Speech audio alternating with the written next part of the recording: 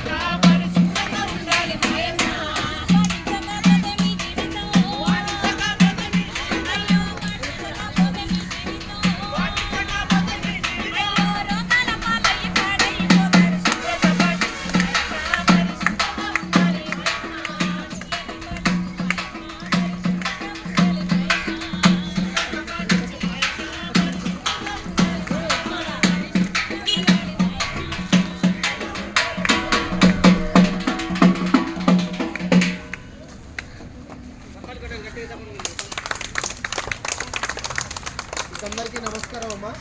మేము కలెక్టర్ గారి ఆదేశాల మేరకు రావడం జరిగింది.